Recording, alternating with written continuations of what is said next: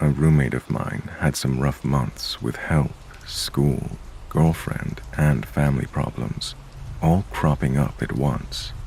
He decided to go for a hike to some waterfalls outside of Tucson, Arizona, and take some mushrooms to do some soul searching and reflection.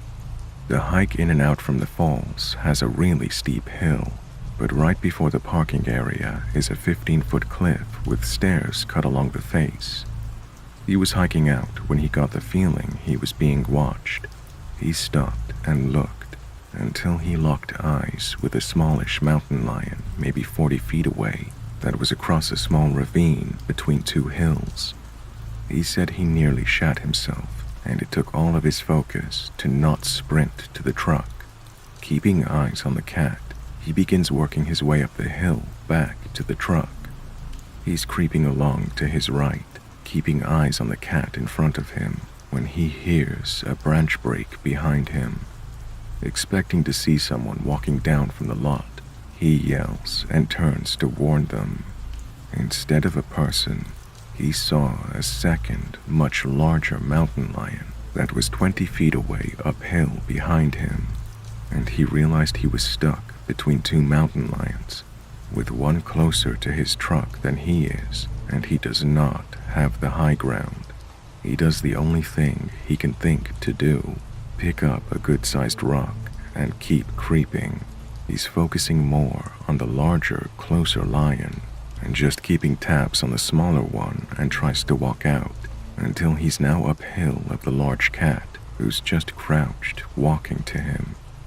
He gets close to the stairs and realizes he's lost the smaller one. He worries it's in the lot above him, but there's no other way to escape. So he walks up the stairs backwards while keeping an eye on the big cat. The truck is only 5 feet away. He now spots the movement of the smaller cat in the ravine, heading towards the trail he just walked through, and the larger cat. He manages to get in the truck and gets the fuck out of that lot. He then drives down the mountain to our place while finally allowing himself to feel the panic attack that's been happening. And he's also on the come down from a mushroom trip. The guy actually passed away cliff jumping at those falls a year or two later. Rest in peace, Hunter. I love you, brother.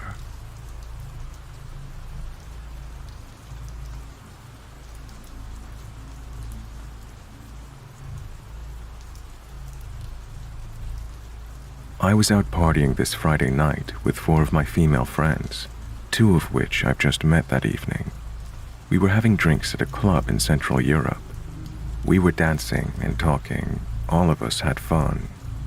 At around 2 a.m., the girls grabbed a taxi and went home. I stayed a little longer at the club to finish my drink. I danced on the stage for about 20 minutes. Then I grabbed a taxi and went home. When I got to the street that I live on, my drunk ass realized that I had no keys, and there was no way to get into my house as I lived alone. So I called another taxi and went back to the club to look for my keys. First, I went to the bar to inquire if anyone had turned in any lost keys to them that night. Unfortunately, they didn't have my keys, so I started to look for them in the club in every place that I was in that night. I turned the flashlight on my phone and had been looking for my keys in a mass of people. About 10 minutes go by, and I haven't found anything apart from broken glass and cigarette butts. I went back to the place where I was initially looking for them. This is the place where I was hanging out and drinking with the girls. I started to look for my keys on the sitting benches instead of the ground. I remember I had my keys inside the pocket of my jacket, as I always do, and my jacket was placed on the corner of that bench the entire night before I left. There were people on the benches, and they had their jackets on it too. I sat down near the corner where I was sitting before, and beside me was a guy with lines of some drugs on his phone, freely giving them to other people. He had put his jacket in the corner of the bench, and I wanted to look at that area to see if my keys had been pushed into the corner or something.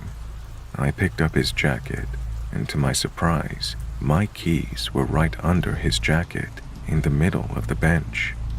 I was so happy to find my keys. I was drunk and started pretty much yelling how happy I am to have found them, as I was getting so desperate at that moment. There was a guy on that bench that I met with the girls before in the club. His name was Luke. He was really nice during the whole night, and so I kept talking to Luke when I found my keys. I even went to the bar and grabbed another beer just to talk to Luke a bit longer. I went to have a piss in the toilet, and when I came back, Luke had found himself an acquaintance which he was talking to. So I just started to finish my beer while I smoked a cigarette and was getting ready to go home. This is when the guy that had lines of some drugs on his phone started to talk to me. His name was Pedro, as it was definitely a fake name that he gave me. I've been talking with him in English. Pedro was 19 years old, and he was from Colombia. He told me stories about his life in Colombia and how his family struggles. He told me that his father had recently died, and he's the oldest son, so he's in Slovakia trying to make money for the family. He even showed me photos of him and his family back in Colombia. I sympathized with Pedro, and I was feeling sorry for him. After about 20 minutes, Lucas scored with a girl that he met, and he said that they're going home. He asked Pedro if he had any MDMA on him, and he sold some to them. Luke left with the girl. People around on the bench saw this happening, and so they wanted some drugs from Pedro. So he started to make lines on his phone again. I told Pedro that I'm going home and wished him the best of luck. I grabbed my jacket and started walking. This is when Pedro called out to me and stopped me. He said that it's late and he should go back to the hotel too. He brushed the drugs from his phone onto the table, took his belongings, and told the people there that they can finish whatever was left for free. Pedro and I left the underground club.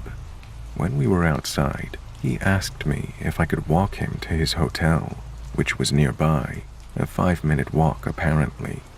He told me in the club that he has no friends and no family in Slovakia. I really sympathized with him. I told him that, sure, I can walk him to the hotel. We were talking the whole way, and he was saying really nice things to me, like how I understood his situation and how good of a person I was. When we arrived at the hotel, the door was closed, and he messaged someone to come and open the door for him. He asked if I wanted to have one last beer with him, to which I said, sure, but I will have to be on my way once I finish the beer. Some girl came and opened the door for us. They spoke in Spanish as they greeted each other. The hotel itself didn't really look like a public hotel. There was a reception and stairs up, and on the left was a dining room. Pedro told me to wait for him in the dining room. The time was about 5 a.m. now. I went to the dining room, and there was a girl sitting with her laptop. I greeted her with, "Hola," and sat down. Pedro came back maybe 3 to 5 minutes later with 2 opened cans of some beverage. There was a parrot and a Jack Daniels logo. The color of the can was gold, I think. This is the moment that I should have been suspicious and not drank from an open can. My naive and drunk ass overlooked this fact, and I drank from the can. I was talking with Pedro about all the drug cartels in Colombia and how their politics is fucked up. After about 10 minutes, I started to feel weird, and I looked at my phone. My hands and eyes were tingling. I was quickly aware of what was happening now. I turned on the location and mobile data on my phone, and I put my phone in a different pocket than I usually did that night. Pedro started to ask me how I'm feeling, to which my adrenaline levels blow up. I started to think that I'm being abducted by some Colombian human trafficking ring. My sight started to weirdly tingle, and the lights were blinding me. My jaw was fucked up as I was pushing my teeth together. I have taken drugs in the past, and this felt like a stimulant and a dissociative, which was really weird for me to understand. I tried to keep my voice calm and my mind present. I told Pedro that I know what's going on, and I asked him why he gave me the stimulant if he needs me unconscious. Pedro's hands started to shake, and he didn't want to answer me. The girl with the laptop looked right into my eyes, the first time that she even moved her body. Pedro grabbed his phone and started to write something to somebody on WhatsApp. I told Pedro that there was a mistake in the dose and that I'm fine apart from having been unknowingly drugged. I think that Pedro had drugged me back in the club while I went to the toilet, which was why he quickly got up when I was leaving. Everything I said, Pedro rewrote to somebody else, and he always waited for an incoming message before saying anything to me. I started to talk to the girl too, told her that I didn't give a fuck about what they were doing there, but I'm walking out. At one moment, I remember saying that I get what Pedro is doing, but I don't get what the girl's part was in all of this, all while pointing my finger at her. Pedro gets a notification on his phone, and he told me that he's sorry and that I can go home if I want to. I didn't respond to him. I got my drugged ass up, and as I was walking out of the dining room, I stopped by the girl with her laptop, stared right into her eyes, and out my right hand in a fist bump. She looked me in my eyes, gave me a fist bump, and did a weird grimace on her face. I walked to the doors at the reception, which were closed.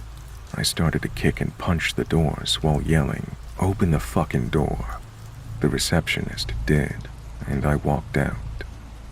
My heart was pumping, my whole body was shaking. I was feeling both dizzy and awake. I ran to a main street, and I was calling my mom to come get me, and to do it as fast as possible. But I didn't know where I was. I was feeling disassociated and couldn't really comprehend what just happened. As I got to a main street where a bus stop was, I started to feel very paranoid. There was a white Mercedes SUV that stopped right in the middle near the bus stop that I was at. The car's lights shut off, and whoever it was just sat there. I told all of this to my mom, and she told me to look for a camera. There was one at the bus stop, so I stood right underneath it to make sure that I was seen. I was feeling and talking weirdly, to which my mom told me to talk to her, to tell her what I could see around me. I have seen a few people that walked to the main street. Everybody was on their phone and occasionally looking up at me. One guy came close to the bus stop, and I approached him while I still had my mom on the phone. I asked him what he wanted from me, and he says, "I'm sorry, I don't know you," to which I said that I'm sorry. After about 10 minutes of me being on the phone with my mom, the white SUV turned on the engine and left. My mom arrived by car soon after. I was walking to her car on the road, but I couldn't walk properly. I felt paranoid, tons of adrenaline going through my body. My heart was pumping so fast, I thought I was going to have some kind of seizure. I managed to get into my mom's car. She was in her pajamas. She was so scared. I started to tell her everything that happened. I told her to drive around the city instead of driving me home in case these people were following us. We were driving around for maybe an hour, talking about what happened during the night. I told her how the inside of the building looked and all. My jaw was going so crazy that my mom could hear it, and she was really scared for me. The whole ride, I was feeling really weird. At one point, I felt like my soul left my body. I can't really describe it. I didn't really feel like myself. Like I'm not real. Lights were blinding me, and my vision was blurred and tingling, like my eyes were going up and down all the time. I didn't feel any rushes of euphoria or anything. I thought that they gave me some mix of drugs. I got back home at around 7:30 a.m. My mom stayed with me, comforting me. I tried to sleep, but I couldn't. We were talking about going to the police, and also about if I'm in any kind of danger anymore. At around 11 a.m., I fell asleep. During this time, my mom cleaned my apartment, and my sister came to visit me. I don't know what I would do without my family. One of my female friends that was with me during that night came to visit me. As I talked to her, I thought that I was going through some kind of episode, like schizophrenic or something. Like, why the hell would I be a target of something like this? I'm a chubby, bearded guy. Why would they want to abduct me? I'm afraid of going to the police, as our police department and politics are very corrupt, and they have always worked with any kind of mafia for as long as I can remember. They would take my testimony, start to investigate, and then they would be stopped by their officials. I still don't fully believe that what happened to me was an experience with a human trafficking ring. However, there are so many red flags from what I can remember. Why would Pedro be scared after I called them out? Why would he stop talking to me unless someone sent him a message on his phone? Why would he even start to message somebody during our conversation? Why the fuck would he drug me without me knowing it? But ultimately, why the fuck would they let me go? So, Pedro, the two girls from the weird hotel, and possibly the Colombian human trafficking ring, let's not fucking meet ever again.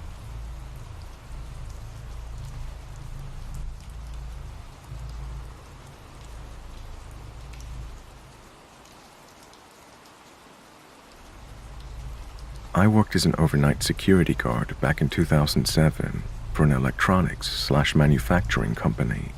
They had 4 large warehouses that I checked throughout the night. Only one of the warehouses was used for production and also contained the C-suites. They did have 1 or 2 employees there overnight, but it wasn't unusual for me not to see them during a shift. As I was walking through the offices and C-suites, I checked every door to make sure they were locked. They also had some supply closets that I checked as well, but they didn't need to be locked. So I'm going along, checking each door and opening each closet. I pull open a closet door, and the man on the floor sits up.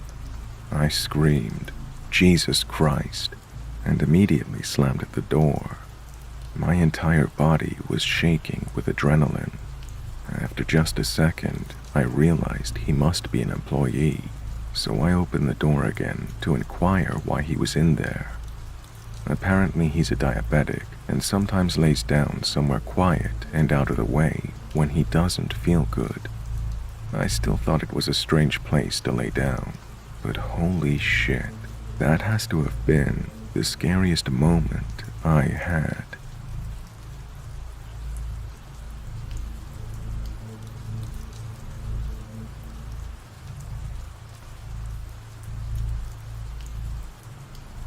My folks and I live right at the edge of a fairly big national forest. The back 4 acres or so of our property was fenced in, so the dogs could run, but they constantly found ways out, and we had to patch holes or fill in digs. This had gone on for months, and was just a part of life now. One night, I was getting home fairly late, and as I got out of my car, my pappy hollered from somewhere in the woods along the fence, "Hey, since you're home, can you give me a hand?" The person I was on the phone with heard him and said they'd let me go since it sounded like I had a fence to fix. I hollered back that I was going to set my stuff in the house and I'd be right there. When I opened the door to set my stuff down, my pappy was sound asleep in the recliner in the living room, and as soon as I saw him, every hair on me stood on end. I practically dove inside, shut the door, and slammed that deadbolt home like I was trying to drive it into the door frame. I don't know what was calling me from the woods, but I know it definitely wasn't my dad.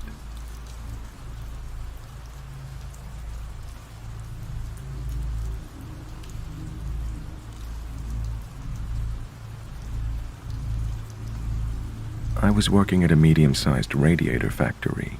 It required a foot patrol every 2 hours and a CCTV patrol every hour in between. It was a Friday night shift, and the factory was shut down for maintenance one weekend, so I was told that the engineers would shut the compressed air system down before leaving. It's normally my task once the last shift engineers left. It got to around midnight, and I just finished patrolling the offices and entered the factory floor. All the lights were off, so it was just me, my torch, and a bank of amber safety lights on top of various presses, welders, etc. As I walked down the side of the factory line, there was this almighty hissing noise which came from the direction of the air compressor shed. Needless to say, my pants went from black to brown. The engineers hadn't shut down the system as stated, and the pressure relief valve decided to open. I had a great time writing up my near-miss report because, as you know, pressurized manufacturing equipment is dangerous.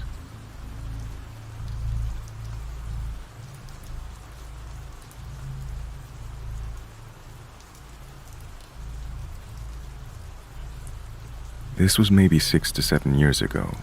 I have photos on my camera still, I think, but I haven't charged it in ages.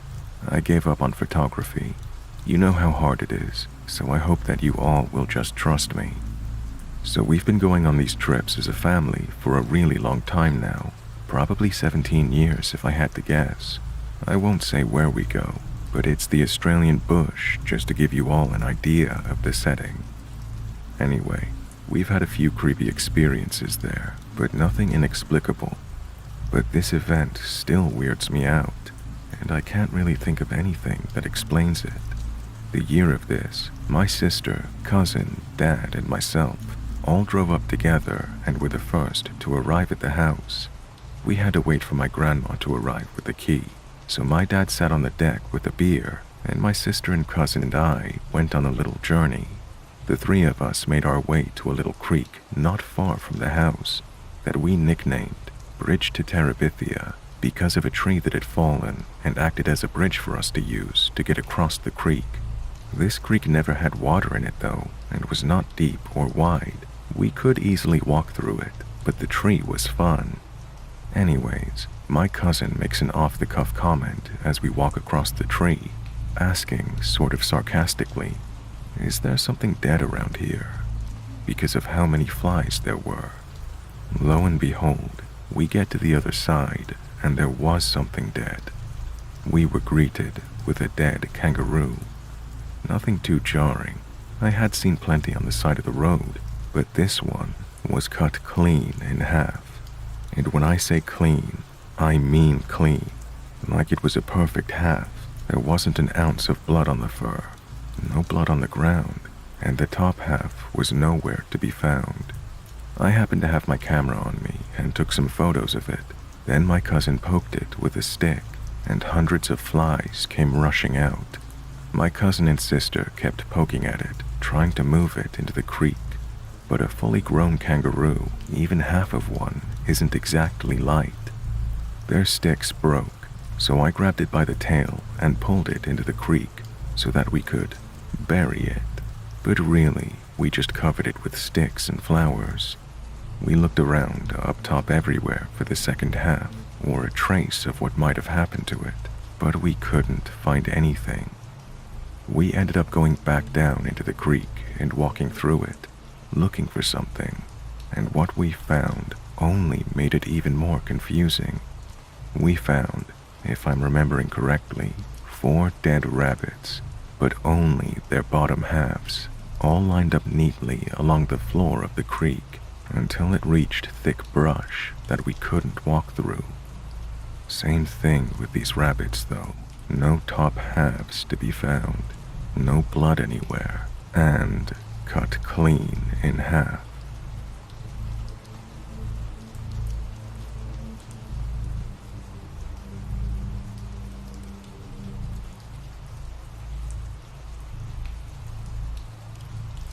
When I was 27, my girlfriend lived in a shitty part of Hollywood, Florida, near US 1. She had a kid pretty young, but the dad ended up going to jail for assault. The place she could afford was run down as fuck, with all sorts of addicts and genuine lowlifes living in the units around her. She hated the place. She couldn't move in with me because I was just renting a room where I lived. It was better than living at her parents' though. A drunk abusive dad, addict mom. I went to visit her after my shift ended at 9 p.m. I picked some food up and planned to cook for her. We were there for about an hour, just sitting on the couch watching her kid play with a box. Then the banging started on the door. She looks terrified, thinking it's her ex. I'm kind of freaked out also, because I heard all these stories about him. Some guy is cursing, hitting something against the door hard. We didn't even want to peek through the window or peephole, thinking he's got a gun. We call the police, but the operator is having a tough time hearing. Then we hear some other woman screaming and cursing. The guy had the wrong door. We hear them start fighting, smashing, more screaming. It sounds like she's spitting, and we hear punches. We're not sure if it's her or him, but it is loud. The 911 operator says police are on their way. The kid starts screaming because he's scared. The man outside starts banging on the door again. He thinks his kid is with us and shouts he's going to kill us for taking his kid.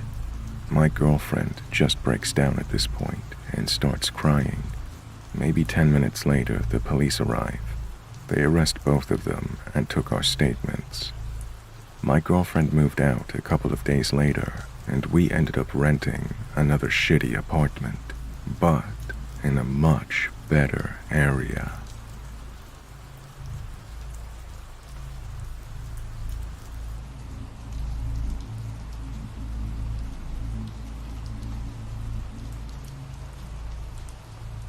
When I was a teenager, my bedroom was in the basement.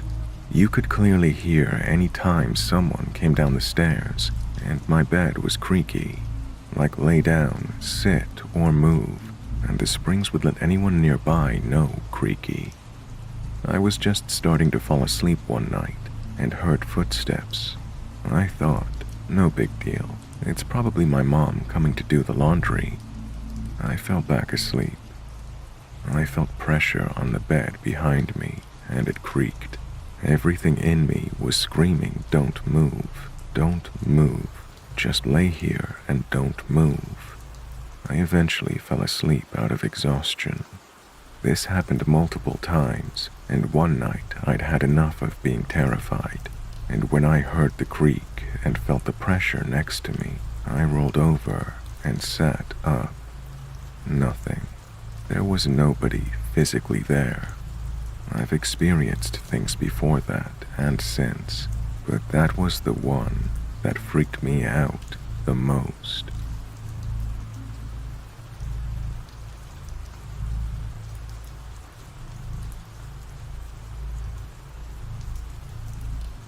I'm from South Africa and work an office job at night. I have been for the past 8 years or so, and so I've become quite accustomed to being awake at night. Too much so, in fact, as one night I had car trouble and decided to walk to work, despite the inherent danger posed by my country's incredibly high rate of crime and poverty. Anyway, so I get to work safely, apart from having to navigate my way around the poor sleeping on corners and in the overhanging entrances of stores sealed up for the night. It's no exaggeration to point out the poverty here is truly horrible, and that these people suffer every indignity you could possibly imagine by no fault of their own, but an unlucky birth. On my way home, I decided to take a side street off the main road I'd previously walked to avoid the aforementioned homeless, and in doing so, I made a huge mistake. I was around halfway down a poorly lit side street at around 1 a.m. in the pitch black, cold morning when I hear someone whistle behind me. I turn, and there was a gangly looking silhouette of a man, dimly lit by a flickering streetlight, gesturing at me. Naturally, I was pretty freaked out, and so I turned and started walking as quickly as possible, just shy of running in fact. But just as I turned, I could hear his shuffling steps speeding up behind me. This is where it gets a little muddled in memory.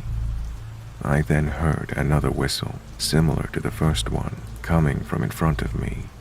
And to my left, I hear someone hoarsely bark something in a language I don't understand. I froze for a second, realized that I was likely being cornered by at least 3 people, and then kicked in the face. My face and upper body felt red hot in the crisp night air. I could hear my heart pounding in my ears, and I was suddenly drenched in sweat. All it took was seeing a glint of something metallic in my peripheral vision to set me off, and I ran. I ran faster than I've ever run before. It was like my body didn't even need air for it. I took off down the street, narrowly dodged what I assume was the second assailant, vaulted over a churchyard wall, through the courtyard in front of the church, over the back wall into a school sports center, and across a wet sports field, over another boundary wall at least 1.5 times my height, and onto the main street, which was thankfully busy enough that cars passed by every minute or so. From there, I walked home while constantly looking over my shoulder, and never, ever walked home at night again. I'm certain I'd have been robbed, and pretty sure I'd have sustained substantial injuries had they caught me.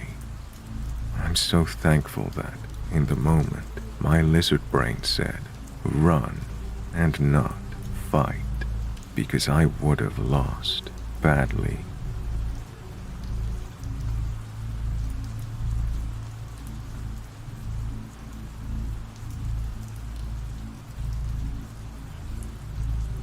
Hello. To start this story, I want to say I've not seen anything like this in my life.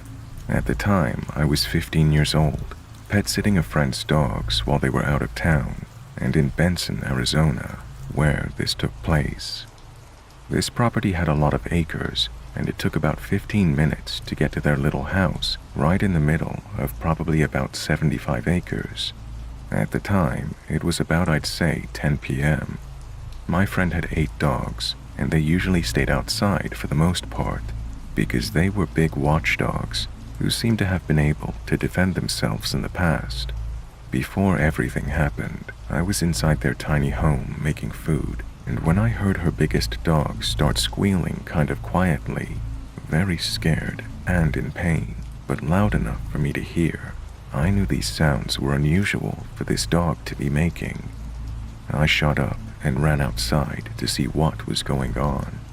I thought maybe the dog might have hurt himself or something similar, but this was not the case, and I ended up seeing a 5 to 6 foot tall, pale, very skinny creature hunched over this dog, sucking on its head. I was very stunned, almost too stunned to speak, but I managed to shake that feeling off. I start yelling at this thing, because the dog started yelping loud. I'm telling the creature to get out of here and trying to scare it. I run over to the dog as fast as I could because I've heard of these things before, and I know they would likely eat the dog if I didn't do something. But I stop about 10 feet in front of it to see this creature jump up and run away as fast as it can. I couldn't help but keep looking over my shoulder the rest of the time I was there. I also didn't let those dogs out at night, and I didn't care to go out there either. So when my friends came back, I told everyone what happened and what I saw. I felt like everyone was just as frightened as I was, and it made me even more unsettled. I ended up leaving that desert and didn't look back. To this day, I still don't know what to make about it, except I know it was something demonic.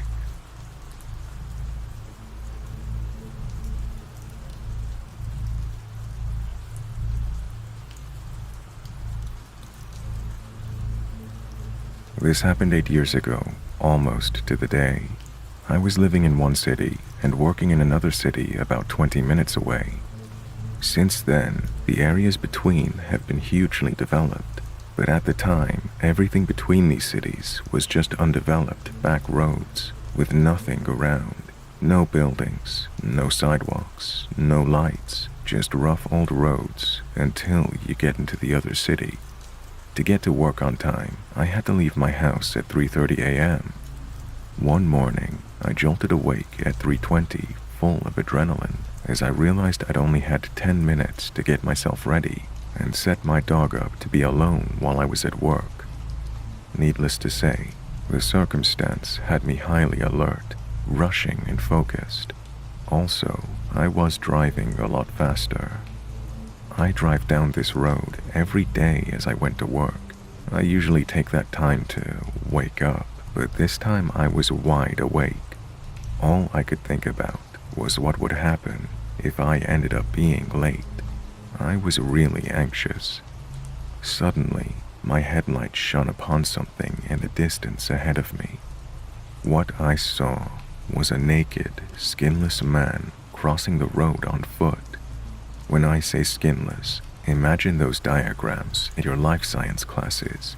Everything beneath the skin revealed and intact, except in this case with a shiny or wet appearance.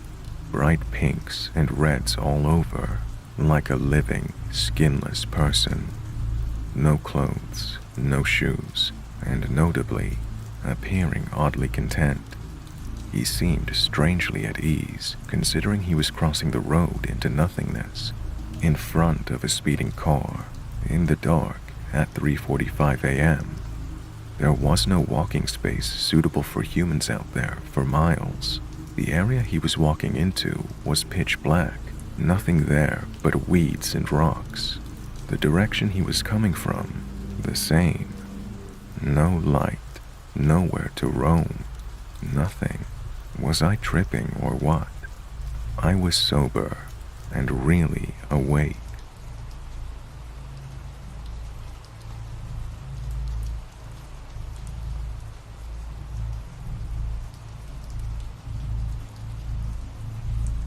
In the late 90s, I accompanied my mom to England so she could see where her grandparents had lived. I was basically just there to look after her because my dad didn't want to come, and my mom has a hard time doing things for herself. Our agreement was that after spending a week in England, the second week we could spend in Ireland, but my mom is terrible at planning, so we ended up spending a week sort of in limbo in Liverpool, waiting for the Irish Sea to calm down so we could cross on a ferry. It was September, probably the worst month to try crossing, and we never made it to Ireland. So anyways, for 5 days, I had to try to find places for us to sleep at night because she also made no hotel reservations for our entire 2-week stay, and I was completely unaware of this until we were already in England. I picked a hotel that seemed okay, and my mom paid to sleep in a different room because she has really bad RLS and shakes violently at night. It keeps everybody up. In the middle of the night, I heard a man yelling in the hallway. He had to have been very intoxicated. He was pounding on the doors all the way down the hall and hitting the walls. Being the punk-ass kid I was, I made the mistake of acknowledging his rage by telling him to shut up. This really enraged him. He started beating on my door, screaming he was going to kill me. He tried the doorknob, and thank God those doors had an automatic lock. I started looking around the room and realized this hotel has no phones in the room. Like I said, this was the 90s. I went to the window, but I was 3 floors up, and the windows didn't open either. So I just stayed there, listening as he did his best to break the door down, while threatening what he was going to do to me once he opened the door. This went on for at least 20 minutes. Somehow, I finally fell asleep. When I woke up the next day, I saw just how much damage he had done. He smashed in my door with a fire extinguisher that he pulled off of the wall. There were dents and marks all down the hall where he had dragged it violently from end to end. The worst part was my mom, down the hall, never said anything. When I told the clerk as we were checking out, he looked at me like I was crazy and making it up. I told him, just go look. Later, I asked my mom about it, and she said, "Oh yes, I thought I heard you screaming. Was that you crying for help?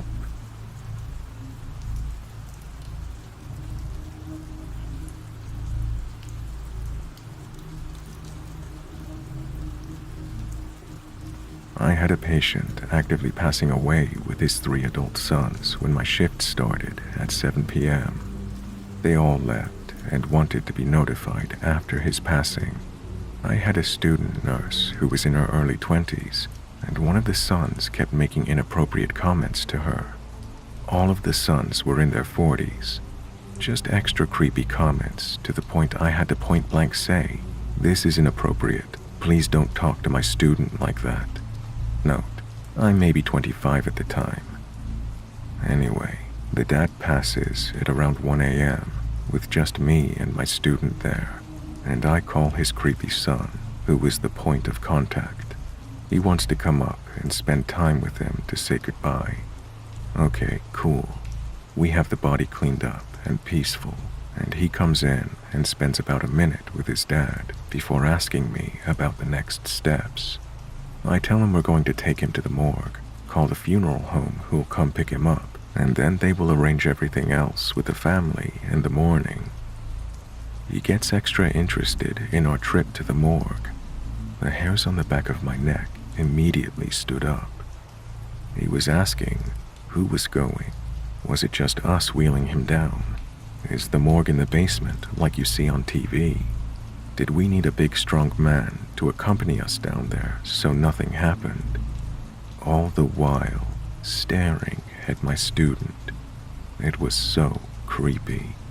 I very cheerfully told him that security was already on their way to escort us down there, and I've never seen someone leave a hospital room so quickly. Out of my 10 years working nights in an ICU, that was by far the most unnerving.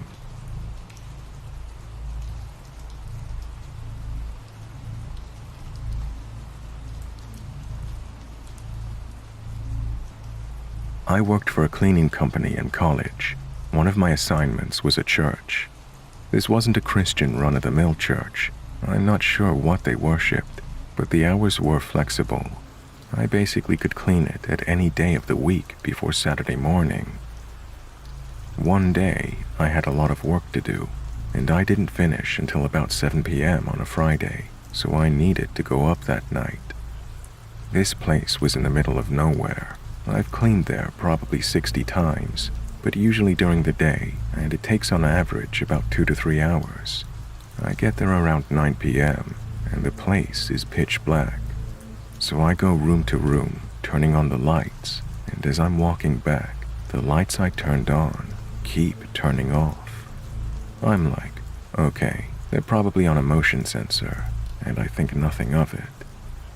I see movement from one of the rooms, and I get a bit freaked out. I walk over to investigate, and there is a man who I am assuming worked at the church shutting off the lights. I say, "Sorry, sir, I have to clean."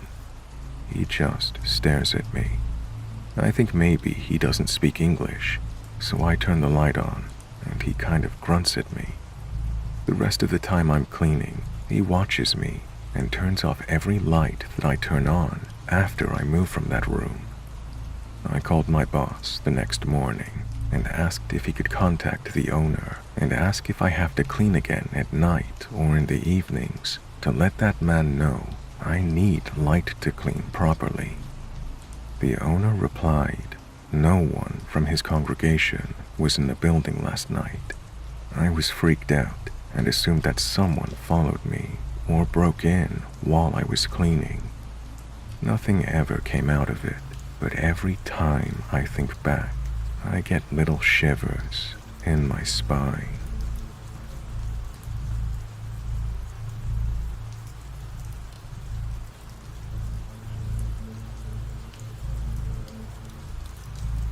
Hey guys, I hope you enjoyed that. If you have a scary story you'd like me to read on the channel, please send me an email or post it to my subreddit. You can find details of this in the video description. It's the stories that make this, and this is the best way to ensure variety in the stories I share. Thank you all for listening, and a special thanks to my channel members and patrons who now have special access to ad-free videos and other behind-the-scenes content. Alex, Monica Levalaise, James Gargano, Sarah P., Fire05, Mad as a Felter, Tierra Sanders, Melissa Kingery, Kitty Cat Luna 2, Chelsea Moffat, Ryan, Gabrielle, Jenny, Sarah, Zep Tepe, Sarah C., Sam, Amanda Jane, Vampy Debs, October Gypsy, Rebecca, Erica B., Maribel De Luna, Lloyd Rash, Jennifer Jenkins, Kelly Townsend, Mary Wright, Tara Harris, Elizabeth Knapp, Eddie, Sean Gorman, Sue Gordon, Spider's Web, Kay, Christy, Absinthe Alice, Dina Kingery, Snowball Rathina, Lady Drackard, Brenda, Pretty Girl 215, Amber Davis, Sigma Cube X, Letitia Acklin, Ali O'Neill, Gina Eberhardt, Lilypad, Ashley Nicole, Sarah Chifalo, May 2nd, 2003, Bella Plays 2006, Skincrawler, Stephanie McLaren, Borderline Betty, Kuro, Top Op, Kelly Ann Bain, Michael O'Malley, Neil Kavanagh, The Dead Movie Society, Diana Johnston, Taya Atwell, Danielle, Possum Posse, Crafty Kell, Brooke, Scott McKenzie, Megan Abrams, Jane Wiggins, Jasmine Davis, Jack White, Your Pappy's Dilly, Emma Lisa, Tanya Ferguson, The Wendy, Ember Hops, Alexia Tuttle, Ram Beltran, Elizabeth Mayers, Unladylike 13, Pegasus Genesis, Sheila Grant 44, Sona, Scout Mom 405, Cheryl Duckworth, Ashley Bray, Angela Reeves, Kim Thompson, Brock Bollard, Nick Bigdowski, Jessica Lasley, Yennefer, Clarice Scott, Timothy Stratton, Melissa Kingery, Shane Stevens, Serge Vargas, Bart in Real Life, April Jordanet, Lisa Prentice, Mason Hayes, Sarah Price, Jasmine Thomas, Angie Lindop, Z. Harris, Kirby Harris, Yolo Sapien, Lavina Cordelia, Misty Racour, Michelle Green, Dixie Busby, Paula Ferreira Nieves, Samantha Place, Donna Cox, Stephen Wheeler, Melissa Moore, Deshaun Edmondson, This Bad Kitty, Gloria, Christina Myway, Connie Sue, Carol Zaffarano, Merciful Humming, Kelsa Rundle, Ashley Juster, Vicky Howell, Joe Tozer, Zoe D., Nicholas Johnson, Kimmy Love. Once again, thank you guys for listening. Have a great night.